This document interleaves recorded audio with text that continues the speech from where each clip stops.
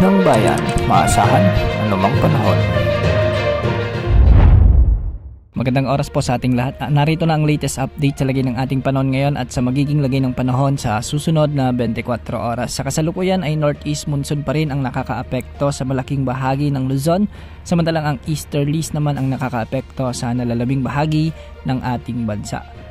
Dahil nga sumiiral na amihan o northeast monsoon, ay asahan ang maulap na kalangitan na may mga kasamang pag-ulan sa may Cagayan Valley, Cordillera Administrative Region, sa may Aurora, Quezon Province kasama na ang Camarines Norte.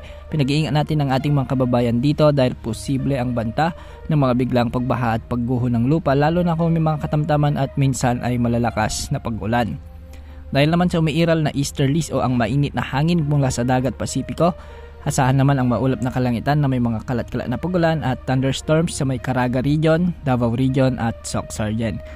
Dahil dito posible pa rin ang banta ng mga flash floods at landslides lalo na kung may mga katamtaman at minsan ay malalakas na pag-ulan. Sa Metro Manila at nalalabing bahagi naman ng Luzon ay magiging bagyang maulap hanggang sa maulap ang mga papawirin na may mga kalat-kalat na mahihinang pag-ulan. Dulot pa rin ito ng umiiral na northeast monsoon.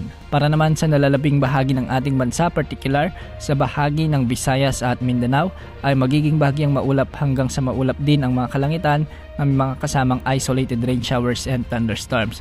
Kung mapapansin natin ay maalinsangan ang panahon sa mga lugar dito at ito ay dulot ng umiiral na easterlies. Ngunit hindi pa rin natin inaalis ang posibilidad ng mga banta ng mga biglaang pagbaha at pagguho ng lupa lalo na kung may mga umiiral na severe thunderstorms. Sa mga susunod na araw ay posibleng lumakas muli o umiral ng malakas ang pagbugso ng hanging amihan kaya asahan ang mas malamig na panahon particular sa bahagi ng Northern Luzon. Para naman sa mga pag-alon o sa lagay ng mga pag-alon sa ating mga karagatan, para sa mga baybayin ng Northern Luzon ay posibleng umabot ang mga pag-alon hanggang 4 meters at sa nalalabing bahagi ng Luzon ay posible ang mga pag-alon hanggang 3.1 meters.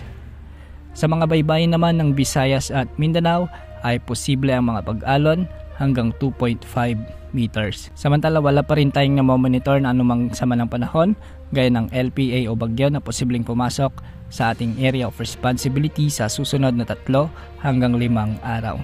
Base naman sa latest tropical cyclone threat potential forecast ng Pag-asa ay posibleng may mabuong sama ng panahon at makaapekto sa ating bansa particular sa ikalawang linggo ng Pebrero.